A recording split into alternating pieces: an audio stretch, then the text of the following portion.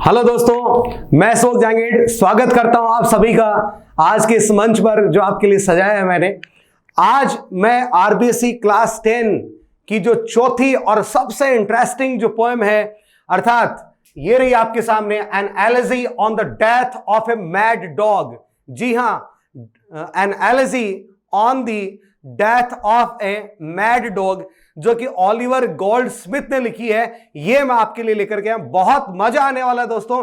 एक एक शब्द आपके लिए कमाल का साबित होगा, काफी आपको इंटरेस्टिंग लगेगा। आज इस पोएम की खास बात यह भी है कि यहां पर सामने आपको कैरिकेचर्स भी मिलेंगे, कुछ तस्वीरें जो हैं वो भी इस कहानी को पोएम के रूप में जो कहानी दी गई है उस कहानी को बयान करने के लिए यहां पर कुछ तस्वीरें भी आपका साथ देंगी और आपको ये पूरी पोएम जो है एक अपने दिमाग में एक विजुअलाइज्ड फॉर्म में आपको नजर आएगी। काफी मजा आपको आने वाला है। लेकिन उससे पहले इसको शुरू करूं उससे पहले कुछ चंद बातें मैं आप लोगों से करना चाहता हूं। दोस्तों, मेरा उद्देश्य जो है इस वर्ष का जो मैंने लिया है, मैं उसके बारे में आपसे बात कर रहा हूं आज यहाँ पे, कि क्लास 10 तथा क्लास 12 मैं इन दोनों ही क्लासेस की मैं बात कर रहा हूं। मैं आप सभी को स्टूडेंट्स को अश्योर करना चाहता हूं कि मैं आपके लिए जिस प्रकार से 30% या 40% जो भी सिलेबस कट डाउन किया जाएगा कोरोना के चलते हुए गवर्नमेंट के द्वारा, ठीक है, जो बचा सिलेबस है मैं पूरा कंप्लीट आपको यहां पर करवाऊंगा, ठीक है। और वो सिलेबस जो मैं अपने मेरिट वाले स्टूडेंट्स को करवाता हूं वो पूरा का पूरा सिलेबस मैं आपको उसी अंदाज में यहां पर करवाऊंगा। काफी मजा आपको आएगा, काफी मार्क्स आप यहां से गेन करेंगे। तो आप बिल्कुल साथ में बने रहिए इस चैनल के, English with Ashok Jangid sir, इस चैनल के साथ बने रहिए। अपने दोस्तों के साथ भी इसे शेयर कीजिए, खूब सब्सक्राइब कीजिए। जितना आप सब्सक्राइब करेंगे मेरी आवाज उतनी बुलंद होती जाएगी, चहकती जाएगी। आप लोगों के लिए मैं हमेशा यहां पर आपको तैयार खड़ा मिलूंगा, ठीक है। इसके अलावा कंपोजिशन पार्ट, ग्रामर पार्ट, जो आपका पूरा राइटिंग सेक्शन है, ठीक है, वो पूरा आपका जो एक्सप्लेनेशन वाला पोर्शन है वो अभी जैसे 4th पोएम है तो इसके बाद में मैं 12th क्लास जो है उसकी पोएम्स लेकर के आऊंगा। इन बिटवीन क्लास 10 का जो एक्सप्लेनेशन सेशन है वो पोएम दर पोएम वो भी मैं लेकर के आऊंगा। इन सब की पीडीएफ्स आपको मिलेंगी। और सबसे ज्यादा मजेदार बात दोस्तों ये रहेगी कि यहां आपको मैं बोर्ड एग्जाम में जो कॉपी इस्तेमाल होती है उस कॉपी का पेज किस तरह का होता है, उसमें आपको अपना आइडियल आंसर किस तरह से लिखना चाहिए वो पूरा मैं लिख करके आपको बताऊंगा, ठीक है। कितने आपके पास ऑप्शंस हैं उसमें लिखने के और किस तरह से आप बेहतर से बेहतर कर सकते हैं, अच्छे से अच्छे मार्क्स आप ला सकते हैं, वो सारे तरीके हम यहां पर ट्राई करेंगे। मैं ईच एंड एवरीथिंग आपको, ठीक है, सारे सब कुछ चीजें ईच एंड एवरीथिंग यहां पर आपके साथ शेयर करने वाला हूं। तो बने रहिए अपने साथी अशोक जांगीड़ के साथ में। तो आज की इस पोएम की बात कर रहा हूं मैं, जो है आपकी an elegy on the death of a mad dog, अर्थात एक पागल कुत्ते की मृत्यु पर एक एलेजी। देखिए एलेजी क्या होता है, इंग्लिश लिटरेचर की यहां पर मैं थोड़ी सी बात करूंगा। एलेजी क्या होता है, जब हमारा कोई प्रिय व्यक्ति, प्रियजन, स्वजन या कोई प्रिय वस्तु या प्रिय व्यक्ति खो जाए, ठीक है, प्रिय वस्तु खो जाए, प्रिय व्यक्ति मर जाए, तो उसकी याद में जो दुख भरे गीत जो है हम लिखते हैं, ठीक है, वो क्या कहलाता है, एलेजी कहलाता है। अर्थात किसी की याद में दुखद गीत जो लिखा जाता है वो क्या कहलाता है, एलेजी कहलाता है। क्या हमने कभी किसी कुत्ते के लिए ऐसे लिखा है क्या? नहीं ना। तो यहां पर एक प्रकार से मजाक उड़ाया गया है, किसका, एलेजी नाम की जो फॉर्म है इंग्लिश लिटरेचर में उसका मजाक उड़ाया जाता है। और जब किसी चीज का हम मजाक उड़ाते हैं तो उसके लिए हमारे पास एक शब्द होता है जिसको हम इस्तेमाल करते हैं और वो होता है मॉक, MOCK। तो यहां पर आज जो एलेजी है ये एक्चुअली एक मॉक एलेजी है। जी हां, ये क्या है, एक मॉक एलेजी है। तो किस तरह से है अभी मैं आपके सामने बात करूंगा। और अभी तक वैसे देखा जाए तो पूरे इंग्लिश लिटरेचर में केवल 2 ही मॉक एलेजीज लिखी गई, अभी मैं जस्ट बात करने ही वाला हूं। लेकिन उससे पहले मैं बात करूंगा पहले ओलिवर गोल्डस्मिथ की। जी हां, ओलिवर गोल्डस्मिथ, इसकी अपन बात करते हैं। तो ये इस पोएम के लेखक हैं, इन्होंने पोएम कंपोज करी है। तो अबाउट द पोइट देखिएगा, ओलिवर गोल्डस्मिथ जिनका जन्म जो है 1728 में हुआ और इनकी डेथ जो है 1774। तो Oliver Goldsmith 1728 to 1774 one of the most popular 18th century English writers. ये 18वीं सदी के बहुत ही ज्यादा चर्चित और बहुत ही पॉपुलर राइटर्स रहे हैं। 1728 में इनका जन्म हुआ था, 1774 में इनकी मौत हो गई थी।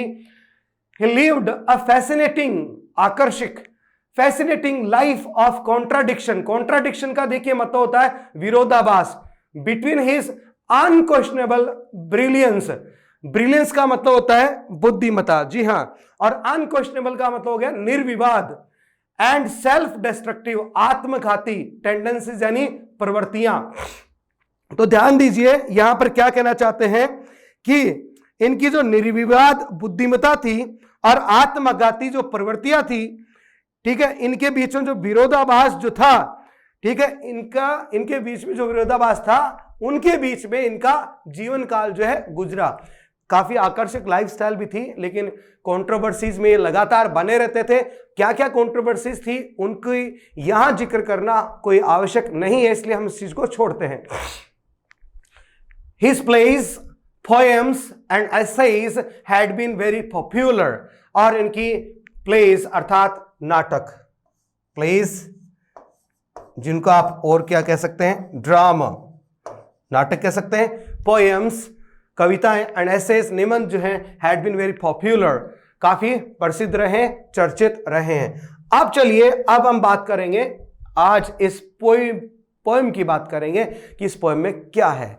तो देखिएगा, गौर से देखिएगा, मैं एक एक शब्द जो है यहां पर कोई जल्दबाजी नहीं करने वाला हूं, बिल्कुल एक एक शब्द आपको समझना है, कहीं पर कोई चूक नहीं करनी है। बहुत इंटरेस्टिंग पोएम है, ठीक है, आपको तुरंत से समझ में आने वाली है। देखिएगा अबाउट द पोएम, देखिएगा द प्रेजेंट पोएम, ये वर्तमान कविता जो है, इज एन एक्सट्रैक्ट, एक्सट्रैक्ट को आप कह सकते हैं अंश, टुकड़ा, अंश कह सकते हैं या टुकड़ा कह सकते हैं, from Oliver Goldsmith's novel the Vicar of Wakefield. The Vicar of Wakefield एक नॉवेल है जो कि ओलिवर गोल्डस्मिथ ने लिखा था, ठीक है, उस नॉवेल का एक छोटा सा पार्ट है। और नॉवेल तो आप समझते ही हैं, नॉवेल का मतलब क्या होता है, उपन्यास, जी हां, नॉवेल का मतलब क्या होता है, उपन्यास। तो इस उपन्यास का एक छोटा सा टुकड़ा है। इट मोन्स, देखिए मोन्स का मतलब क्या होता है, मोन्स, मोन्स का मतलब होता है विलाप करना। क्या अर्थ होता है जी, विलाप करना। तो ये जो नोवेल है, इस नोवेल में एक छोटा सा टुकड़ा है, इस नोवेल में कहीं पर ये जिक्र आता है इस पोएम का, तो वहां इस नोवेल से उठाया गया इस पोएम को और अलग से हमारे सिलेबस में, नॉट सिलेबस, कभी भी आप इसे सिलेबस मत पढ़िए बच्चे, ठीक है, आप इसे हमेशा सिलेबस, फिर से सुनिएगा, सिलेबस। तो ये पोएम जो है इस नोवेल का हिस्सा है और इस हिस्से को अर्थात इस पोएम को हमारे सिलेबस में इसे डाला गया है, ठीक है। ये पोएम क्या करती है, विलाप करती है, किसका, द डेथ, मृत्यु का, किसकी, ऑफ ए मैड डॉग, एक पागल कुत्ते की मृत्यु का विलाप करती है। And is called an elegy, और इसी वजह से इसे क्या कहा गया है, एलेजी कहा गया है। अब आप मुझे एक क्वेश्चन का जवाब दीजिएगा कि क्या आपने कभी कोई पागल कुत्ता देखा है? तो स्वाभाविकतः ऑब्वियसली स्पॉन्टेनियसली आपका जवाब होगा हाँ सर देखा है। ओके, उस कुत्ते की मृत्यु पर क्या कभी आप फूट फूट के रोए थे? जवाब आएगा, मन मन में फुदक रहे होंगे, हंस रहे होंगे कि सर भी किस तरह से बेवकूफ़ी भरे सवाल पूछ रहे हैं मेरे से आज। नहीं सर मैं तो नहीं रोया, यही कहना चाह रहे हैं ना, पागल कुत्ते की मौत पे कोई नहीं रोया। वैसे धर्मेंद्र महाशय ने कहा है कुत्ते मैं तेरा खून पी जाऊंगा, इस तरह के डायलॉग, ठीक है, तो ये वैसे नहीं लेना आपको, समझ गए आप। तो मैं जो बात आपसे पूछना चाहता हूं कि पागल कुत्ते की मृत्यु पर कभी कोई विलाप करता है क्या? नहीं, कोई विलाप नहीं करता है। लेकिन ये पोएम जो है विलाप कर रही है, तो इस लिहाज से ये क्या है, एलेजी है। क्या है, एलेजी है, क्योंकि एलेजी का अर्थ ही क्या होता है? शोक गीत। शोक गीत का मतलब किसी की मृत्यु पर गाया जाने वाला, लिखा जाने वाला गीत क्या कहलाएगा? शोक गीत कहलाएगा। तो ये पोएम क्या है? एक एलेजी है, शोक गीत है, जो कि किसी पागल कुत्ते की मृत्यु पर विलाप करती है, दुख व्यक्त करती है इन ए सैटिरिकल वे। लेकिन किस प्रकार से? व्यंग्यात्मक तरीके से। व्यंग्य आपको समझ में आ जाएगा अभी थोड़ी देर बाद में भी, और पहले अभी भी आ ही गया होगा। अब जब मैंने पूछा क्या किसी पागल कुत्ते की मृत्यु पर शोक करते हो, जवाब मिला नहीं। तो यहां शोक कर रहे हो, इसका मतलब मन मन में हंसी फूट रही थी ना, तो वही तो व्यंग्य था कि यार करते तो नहीं लेकिन यहां कर रहे हैं, इसका मतलब बड़ा कोई न कुछ तो झोला है भैया, कुछ तो लोचा है। ठीक है, तो ये व्यंग्य है। तो व्यंग्यात्मक रूप से यहां पर इसको एलेजिक फॉर्म में लिखा गया है। एलेजी नाम की चीज का मजाक उड़ाया गया है साहित्य में, अंग्रेजी साहित्य में जो एलेजी है उसका मजाक उड़ाया गया। अब आपको एक काम की बात बताता हूं, हालांकि 10th क्लास वाले स्टूडेंट्स हैं उनके लिए इतनी काम की नहीं होगी, लेकिन जो मेरे शिक्षक बंधु साथी हैं उनके लिए बहुत ही काम की बात है। अभी तक इंग्लिश लिटरेचर में मात्र 2 ही मॉक एलेजीज लिखी गई हैं। जी हां, मात्र 2 मॉक एलेजी लिखी गई है। एक तो आपके सामने है, an elegy on the death of a mad dog by Oliver Goldsmith, और दूसरा है death of my favourite cat by Thomas Gray. इनके अलावा कभी भी इंग्लिश लिटरेचर में मॉक एलेजी का एग्जाम्पल आपको नहीं मिलेगा। तो आज हम जो पढ़ रहे हैं वो एक मॉक एलेजी है। अब देखिए एलेजी क्या होता है। An elegy is a poem, एक शोक गीत वह कविता होती है विच एक्सप्रेसेस सैड फीलिंग्स, जो दुखद भावनाओं को व्यक्त करती है, over the death of A friend और ऑफ एन इंपॉर्टेंट पर्सन, किसी मित्र या फिर किसी महत्वपूर्ण व्यक्ति की मृत्यु पर अपनी दुखद भावनाओं को व्यक्त करने वाली कविता को एलेजी कहा जाता है। लेकिन यहां पर मित्र या अगला शब्द क्या था? Important person. लेकिन यहां पर मृत्यु किसकी हुई है? पागल कुत्ते की, किसी इंपॉर्टेंट पर्सन की नहीं हुई, किसी मित्र की मृत्यु नहीं हुई जिस पर आप एलेजी लिख रहे हो। इसका मतलब यह व्यंग्यात्मक एलेजी है। ठीक है, सैटिरिकल टोन में लिखी गई एलेजी है, अर्थात यह एक मॉक एलेजी है, अर्थात एलेजी नामक जो काव्यात्मक शैली है उसका मजाक यहां पर उड़ाया गया है। आगे चलिए। द पोइट डिस्क्राइब्स का मतलब आप समझते हैं, वर्णन करना। फ्रेंडशिप अर्थात दोस्ती between a man and a dog. इस पोएम में क्या होता है? कवि वर्णन करता है एक दोस्ती का, किसके बीच में? बिटवीन का प्रयोग 2 के मध्य के लिए करते हैं, between a man and a dog. ठीक है, ध्यान दीजिएगा, बिटवीन के बाद में हमेशा क्या आता है? एंड आता है, कभी भी टू नहीं आता। जैसे आपको कहना डॉक्टर साहब सुबह 10 से लेकर के 12 बजे तक मरीजों को देखते हैं, तो बिटवीन 10 to 12 मत कहिएगा, गलत हो जाएगा। तब आपको क्या कहना चाहिए? Between 10 and 12। बिटवीन 10 and 12 सही होगा, लेकिन बिटवीन 10 to 12 क्या होगा? गलत होगा। तो बिटवीन के बाद हमेशा क्या आता है? एंड आता है। तो यहां पर पोइट जो है डिस्क्राइब करता है, वर्णन करता है दोस्ती की। दोस्ती भी किसके बीच में? एक व्यक्ति और कुत्ते के बीच में। एट फर्स्ट, पहले पहल, दे गेट अलोंग वेल। याद कर लीजिएगा, फ्रेजल वर्ब है get along well. Get along well का अर्थ होता है अच्छे से पटना, अर्थात बहुत घुटती थी उनमें, अच्छे से पटती थी। किसके बीच में? उस आदमी और उस कुत्ते के बीच में पहले पहल तो बहुत बढ़िया पटती थी। ठीक है, बट आफ्टर सम टाइम, लेकिन कुछ वक्त बाद में, दे बिगिन टू क्वार्ल एंड झगड़ना। लेकिन फिर उसके बाद में उनके बीच झगड़ा शुरू हो गया, एंड बिकम एनिमीज। और फिर वो क्या बन जाते हैं? दुश्मन बन जाते हैं, एनिमीज बन जाते हैं, दुश्मन बन जाते हैं, एनिमीज एंड दुश्मन। द डॉग गोज मैड यानी पागल हो जाना। कुत्ता क्या हो जाता है? पागल हो जाता है। एंड बाइट्स द मैन, और उस आदमी को काट लेता है। अब यहां पर थोड़ा ठहरते हैं, थोड़ा सा बात करते हैं, ठीक है। कुत्ता पागल हो गया। पागल कुत्ता जब किसी व्यक्ति को काट लेता है तो अक्सर ऐसा कहा जाता था।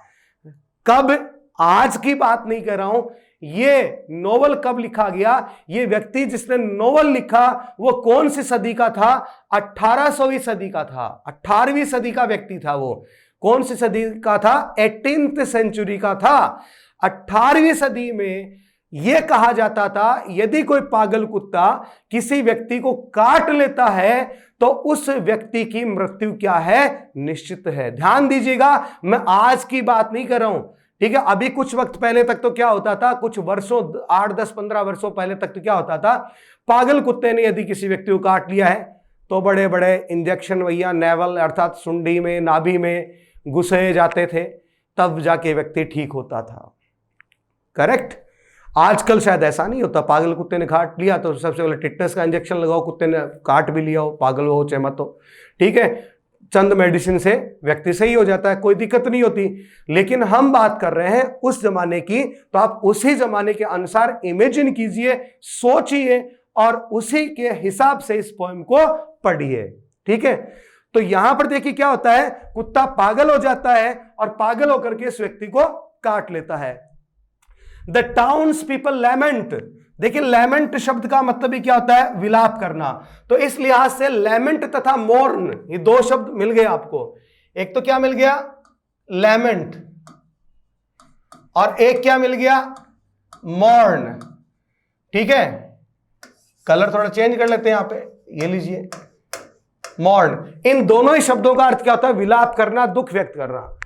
तो देखिए क्या होता है, द टाउन्स पीपल अर्थात कस्बे के लोग, लैमेंट विलाप करने लगे, दुख व्यक्त करने लगे, that this good man must die a wretched death. Wretched death यानी दुख भरी मृत्यु, कुत्ते की मौत, कि हे भगवान इतना भला आदमी और ऐसी मौत मरेगा, पागल कुत्ता खा गया, हे भगवान अब तो ये मरेगा भाई।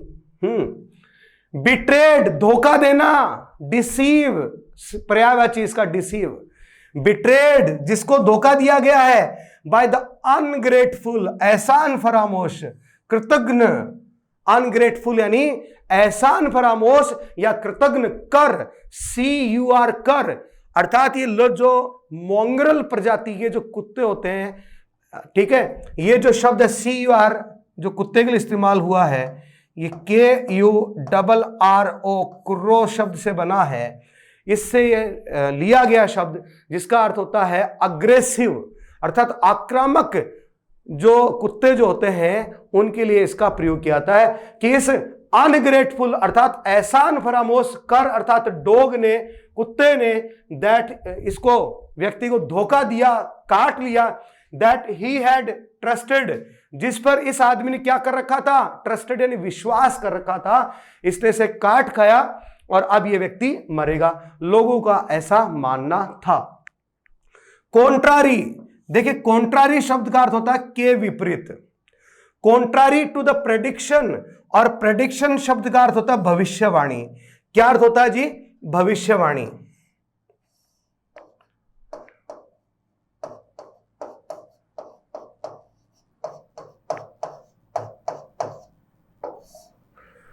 Contrary to the prediction of the towns people कस्बे के लोग, और कस्बे के लोगों की जो भविष्यवाणी थी उसके विपरीत, द मैन हैज रिकवर्ड यानी किसी बीमारी से ठीक होना, उस भविष्यवाणी के विपरीत, उस कस्बे के लोगों की भविष्यवाणी के विपरीत वो व्यक्ति तो ठीक हो गया, and the dog has died, और कुत्ता मर गया। फिर से रुकेंगे यहां पे, कुत्ते में क्या था? जहर था, पागल कुत्ता है, जहरीला हो गया है, उसने व्यक्ति को काट लिया, व्यक्ति मर जाएगा ऐसा लोग कह रहे थे। क्यों? क्योंकि किसने काटा? पागल कुत्ते ने। क्यों मर जाएगा? पागल कुत्ते में क्या होता है? जहर होता है, ठीक है। लेकिन मरा कौन? कुत्ता। जीवित कौन रह गया? ठीक कौन हो गया? व्यक्ति। जहर ज्यादा किस में है बताइए? कुत्ते में कि इंसान में? अर्थात इंसान में। तो यहां पर व्यंग्य उल्टा पड़ गया। जब सिचुएशन रिवर्स हो गई, स्थितियां पलट गई, तो व्यंग्य जो है बड़ा ही कड़वा बन गया। व्यंग्य जो है बड़ा ही कड़वा बन गया यहां पे। अर्थात यहां पर एक प्रकार से व्यंग्य है कि देखिए मानव में ज्यादा क्या है, जहर है। किसकी तुलना में? बेचारे एक तुच्छ कुत्ते की तुलना में। समझ गए आप मेरे व्यंग्य को? ठीक है, तो हुआ क्या यहां पे, कुत्ता मर जाता है, इंसान ठीक हो जाता है। 10 इस प्रकार से समथिंग अनयूजुअल हैपेंड, कुछ ऐसा मन से घटित हो जाता है। The poem is a good example of satire on human behaviour. Good example, अच्छा उदाहरण है, ऑफ सटायर, सटायर यानी व्यंग्य, सटायर यानी व्यंग्य, ऑन ह्यूमन, ह्यूमन यानी मानवीय, बिहेवियर अर्थात व्यवहार। यह कविता जो है मानव व्यवहार के ऊपर एक बहुत ही उत्कृष्ट उदाहरण है।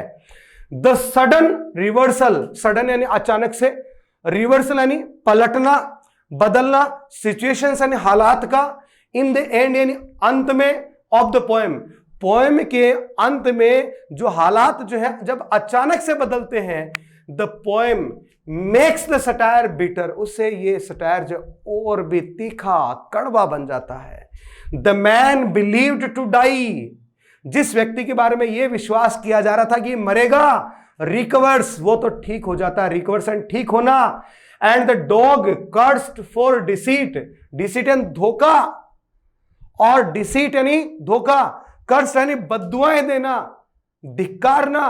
और जिस कुत्ते को इस धोखा देने के लिए अर्थात इस भले आदमी को काटने के लिए, ठीक है, इतना धिक्कारा जा रहा था, डाइज अर्थात वो भला आदमी नहीं था, दिखने को भला था, हिपोक्रीट था, आडंबरवादी व्यक्ति था, समाज के सामने अच्छा बनता था लेकिन अंदर से क्या था, बुरा व्यक्ति था।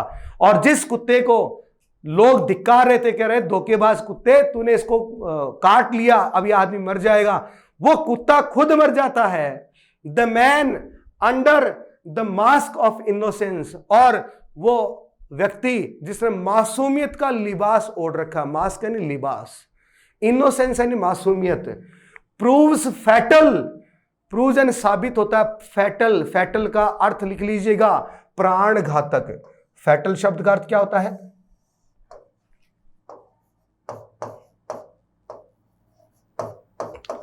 प्राण घातक। Proves fatal to the innocent animal, और वो मासूमियत का चोला ओढ़े हुए व्यक्ति जो है इस बेचारे मासूम निर्दोष जानवर के लिए प्राण घातक साबित होता है और उसकी मृत्यु हो जाती है। तो अब आप मुझे बताइए कि यहां पर मासूम कौन है, कुत्ता या फिर वो व्यक्ति? तो आपका जवाब क्या होगा? कुत्ता। ठीक है, मासूमियत का ढोंग कौन रच रहा था, वो कुत्ता या फिर वो व्यक्ति? तो आपका जवाब क्या रहेगा कि वो व्यक्ति मासूमियत का ढोंग रच रहा था। तो यहां पर सिचुएशन जो है बिल्कुल उलट जाती है। लोगों ने भविष्यवाणी क्या करी थी कि कौन मरेगा आखिर में? लोगों ने कहा व्यक्ति मरेगा, लेकिन मरा कौन? कुत्ता। ठीक है, जिंदा कौन रह गया? व्यक्ति। तो जहर ज्यादा किस में हुआ? व्यक्ति में। ठीक है, बेचारा मासूम और निर्दोष कौन था? कुत्ता। ठीक है, तो पोएम का टाइटल क्या है? Death of a mad dog, और इस पर क्या लिखा गया है? शोक गीत लिखा गया है। एन एलेजी अर्थात एक शोक गीत on the death of a mad dog, एक पागल कुत्ते की मृत्यु पर शोक गीत।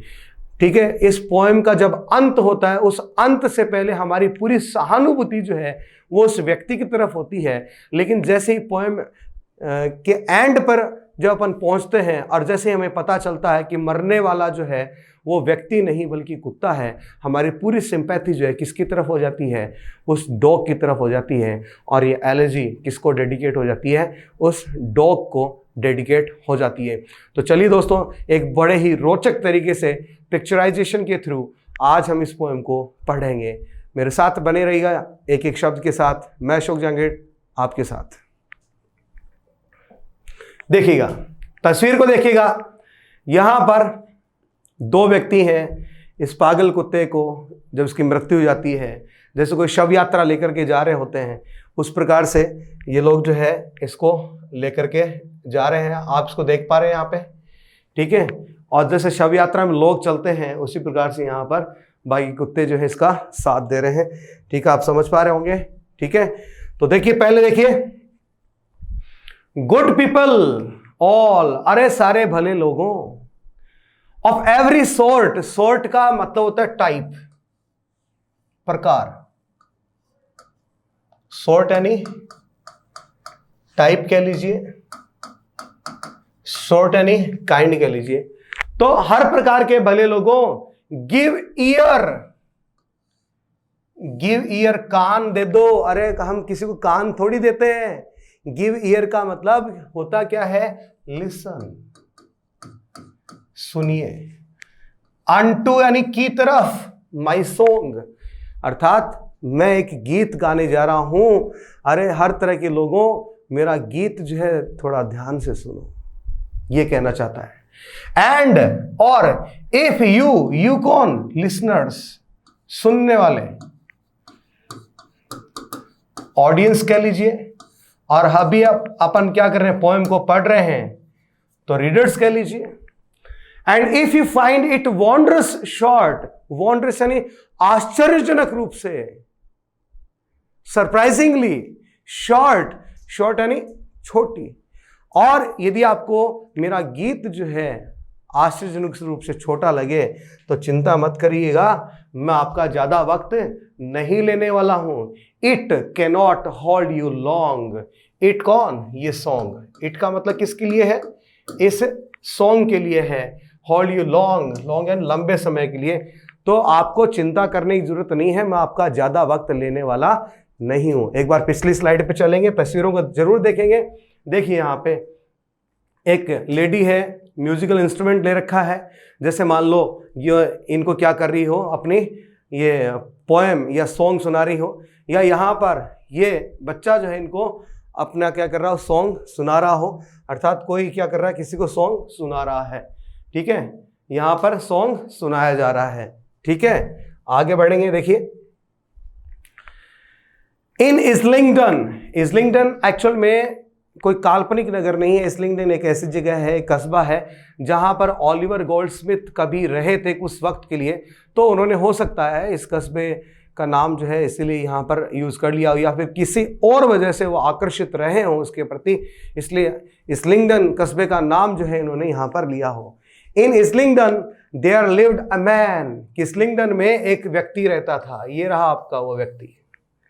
इन Islington there lived a man, कि इस्लिंगटन नामक कस्बे में एक व्यक्ति रहता था, ऑफ हुम, जिसके बारे में, ऑफ हुम का मतलब क्या हो गया, जिसके बारे में,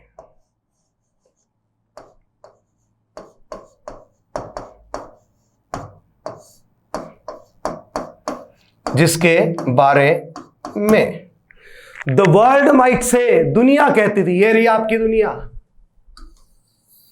बैकग्राउंड में देखिए चर्च है, टू द एंजल, मार्ग भी किधर जा रहा है, to the angel.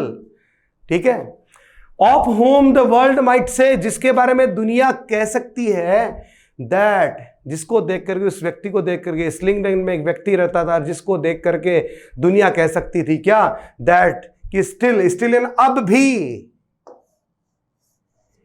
A godly race he rain, godly race का मत होता है भगवान के बताए रास्ते पर चलना, अर्थात पाथ ऑफ गॉड, भगवान के बताए रास्ते पर चलना। जिसके बारे में क्या कह सकता है कि भगवान के रास्ते पर चलने वाले लोग अभी भी इस दुनिया में जिंदा हैं, उस व्यक्ति को देख करके लोग कहते थे ही रैन, रैन एंड लिव्ड, कि वो इस प्रकार का जीवन जीता था जिसको देख करके लोग कहते थे कि देखो अभी भी भगवान के बताए रास्ते पर जीने वाले लोग जिंदा हैं। कब, वेनेवर, जब कभी, ही वेंट, देखिए लोग देख रहे हैं इस व्यक्ति को जाते हुए, कहां, चर्च जा रहा है, क्या करने के लिए, to pray. Whenever he went to pray, जब कभी वो चर्च जाता था पूजा करने के लिए, प्रे करने के लिए जाता था, तो कहते अरे देखो भी सुबह शाम देखो मंदिर जाता है, चर्च जाता है, पूजा करता है। ठीक है, भगवान के बताए रास्ते पर जीने वाले लोग अभी भी जिंदा है, कितना भला आदमी है, ऐसा लोग कहते थे उस कस्बे के। फिर a kind and gentle heart he had, बड़ा ही दयालु था वो, ए काइंड एंड जेंटल, दयालु, काइंड, जेंटल, सज्जन, हार्ट, हृदय वाला, ही हैड, वह बहुत ही दयालु और सज्जन हृदय व्यक्ति था। To comfort friends and foes, comfort का मतलब होता है किसी को आराम पहुंचाना, फ्रेंड्स यानी मित्र, और फोज शब्द जो है ओल्ड इंग्लिश में इस्तेमाल किया जाता था जिसका अर्थ होता है एनिमीज, शत्रु, कि जो अपने दोस्तों को और दुश्मनों में कोई अंतर नहीं करता, चाहे दोस्त उसके दरवाजे पे आ जाए चाहे दुश्मन उसके दरवाजे पे आ जाए, सभी की वो मदद करता था, सभी को क्या करता था, राहत पहुंचाता था, अच्छी उनसे बातें करता था। अरे भैया आपके दरवाजे पर दोस्त और दुश्मन आ जाए तो चाय पानी तो आप भी पिलाओगे ना, चाय पानी तो आप भी पिलाएंगे, देख लीजिए, ठीक है। The naked every day he clad, ठीक है, बड़ा ही सज्जन हृदय व्यक्ति था। The naked every day he clad, तस्वीर में देखिए ये आईना है और इस आईने में ये व्यक्ति क्या कर रहा है, अपने आप को वस्त्र पहना रहा है, यह समझ करके कि मैं एक नंगा भूखा व्यक्ति हूं जिसको मैं खुद कपड़े पहना रहा हूं। आगे देखिएगा, When he put on यानी पहनना, देखिए क्या कर रहा है, कपड़े पहन रहा है। When he put on his clothes, जब वो क्या करता था, खुद कपड़े पहनता था, तो ऐसे समझता था जैसे मैं किसी नंगे व्यक्ति को, भिखारी व्यक्ति को क्या कर रहा हूं, कपड़े पहना रहा हूं। अब आप बताइए क्या वो वाकई में भला व्यक्ति था? नहीं था ना, कि ठीक है, खुद को तो सभी वस्त्र पहनाते हैं, ठीक है, तो ये क्या करता था, जब अपने आप को वस्त्र पहनाता था नहा करके, तो समझता था जैसे मैंने किसी गरीब को वस्त्र पहनाए हैं, ठीक है। And in that town a dog was found, और उस कस्बे में एक कुत्ता भी था, उस कस्बे में कुत्ता मिला इस व्यक्ति को, ठीक है। ये रहा अपना, ये रहा। As many dogs there be, वहां पर और भी बहुत सारे कुत्ते थे, ये रहे। बहुत मॉन्ग्रल, ये वर्ण संकर प्रजाति का आक्रामक कुत्ता होता है, निम्न श्रेणी का होता है। पप्पी, कुत्ते का छोटा पिल्ला। वेल्प, ये भी छोटा पिल्ला। एंड हाउंड, हाउंड ये शिकारी कुत्ता। And curs of low degree, और नीची जाति के, आक्रामक प्रजाति के, वर्ण संकर वाले कर्स जो है, वो डॉग्स जो है, वो भी इस शहर में खूब सारे ऐसे कुत्ते थे, लेकिन उस व्यक्ति को ये कुत्ता मिला, ये कुत्ता उस व्यक्ति को मिला।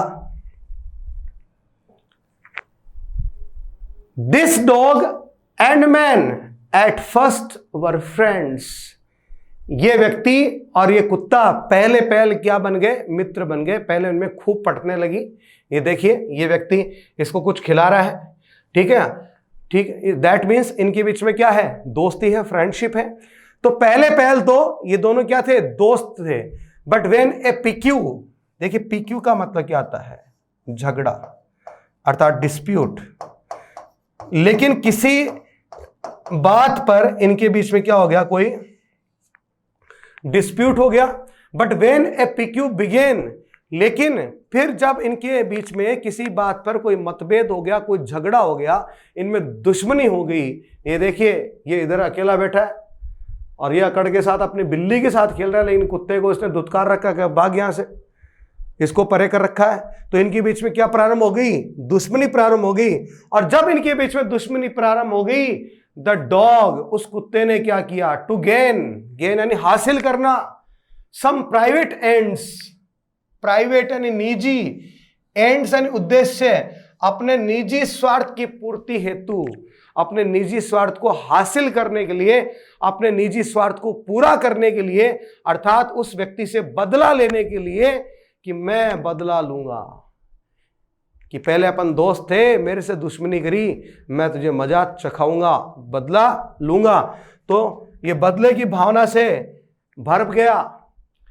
वेंट मैड, और बदला लेने के लिए क्या कर सकता है, उसको काट सकता है। लेकिन सीधा साधा कुत्ता काटेगा तो कोई इंसान पे फर्क नहीं पड़ेगा, लेकिन पागल कुत्ता काटेगा तो व्यक्ति मर जाएगा। तो सबसे पहले तो वो क्या हो गया, पागल हो गया।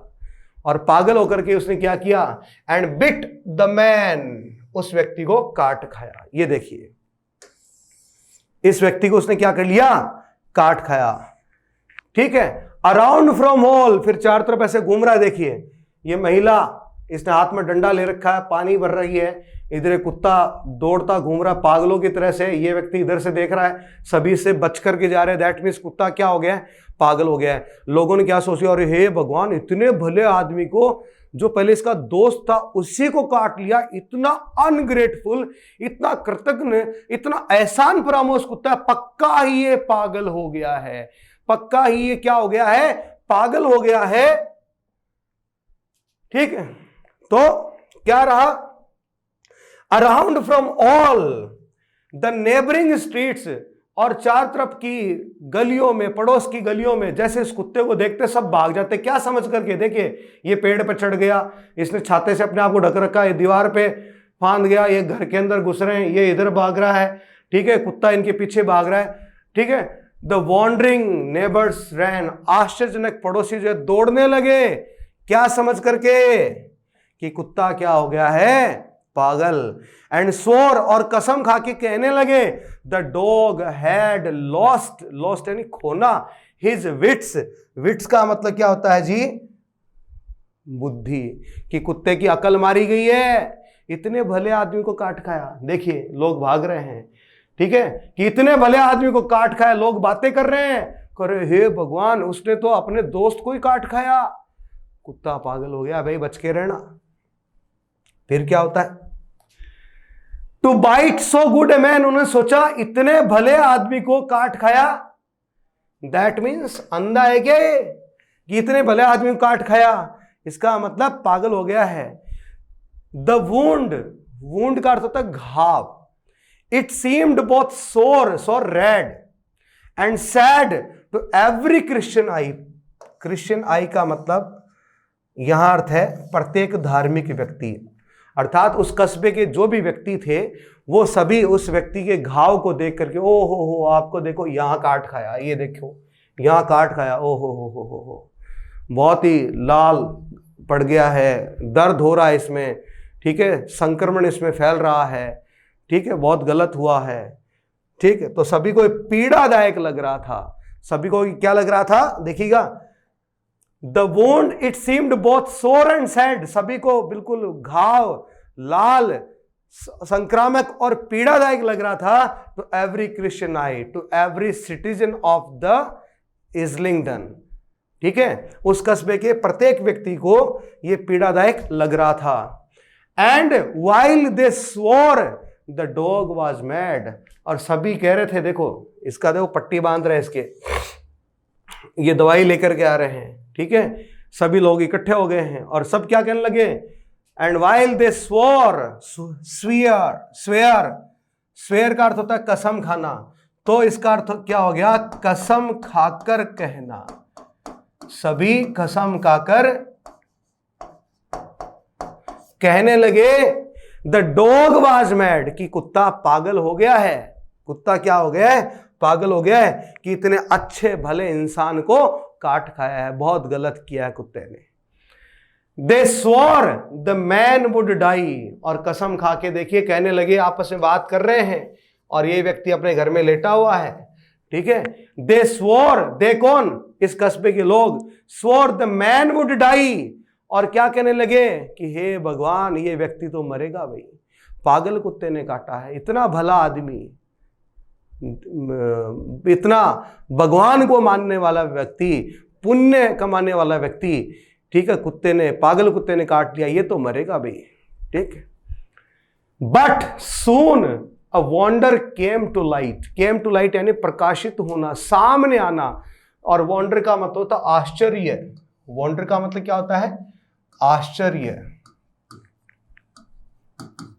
लेकिन जल्द ही एक आश्चर्य सबके सामने आया, that showed the rogues, rogues वैसे शब्द जो है इसका अर्थ होता है दुष्ट, यहां अर्थ है झूठ बोलने वाले या दुराचारी। दैट शोड, और उस सारे आश्चर्य दिखाया, शोड एंड दिखाया, द रोग्स, कि दुराचारी व्यक्ति थे, दे लाइड, लाइड एंड झूठ बोलना, कि दुराचारी व्यक्ति थे, इन्होंने झूठ बोला। The man recovered of the bite, ये व्यक्ति जो है ये तो क्या हो गया, उस बाइट से, अर्थात कुत्ते के काटने से क्या हो गया, ठीक हो गया, देखिए सबके सामने चला हुआ आ रहा है, बिल्कुल ठीक हो गया।